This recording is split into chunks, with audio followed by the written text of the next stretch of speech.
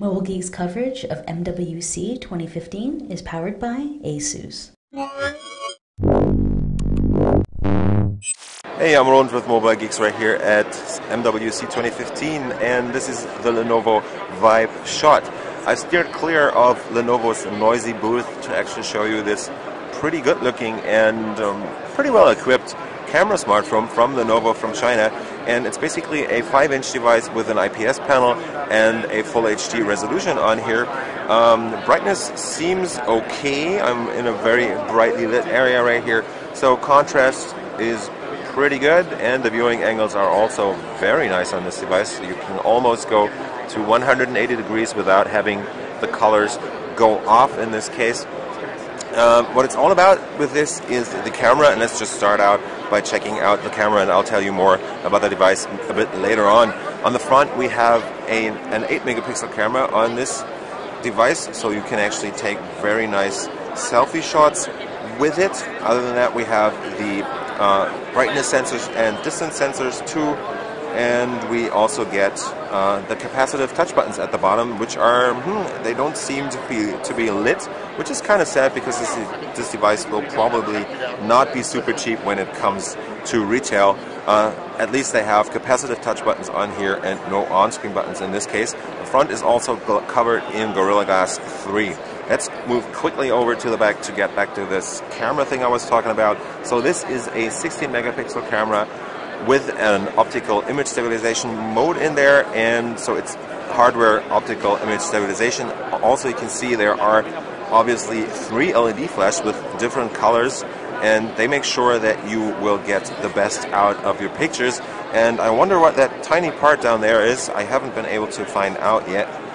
My guess would be is that it's kind of the laser autofocus that LG has on their phones, but I don't really know actually. I'm sorry about that.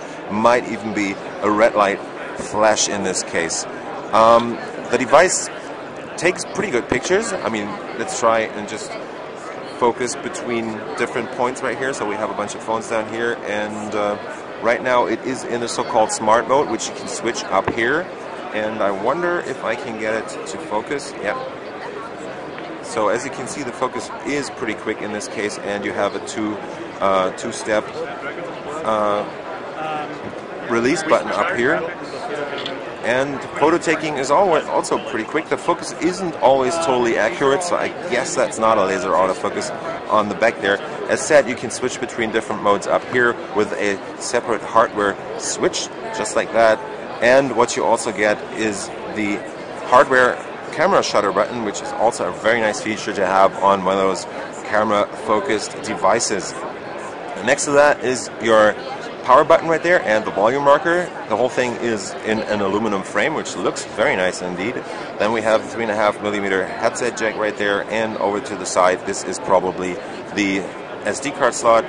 Going down, you get the SIM card slot over here, which is for a nano SIM, I would guess. And at the bottom you get the speakers plus your micro USB 2.0 port, and on the side here is a small thing to actually put a leash on this and carry it around your neck. Yeah, under the hood we have a Snapdragon 615 in this case. That's the octa-core chip that reaches 1.7 gigahertz in this case, and we have 3 gigs of RAM on board plus 32 gigs of flash storage that can be extended through that micro SD card slot I just showed you by up to 128 gigabytes. So the device, I don't know anything about the price. It definitely looks pretty nice. There already have been some problems on here with the scratches, but this thing is actually just a prototype, I would guess, and it's been to a lot of trade shows, I would presume. Under the hood, not to forget, in this 7.3mm thin device is a 2900 milliamp hour battery that should give you a pretty decent runtime, considering the octa-core SoC in here is actually a mid-range chip.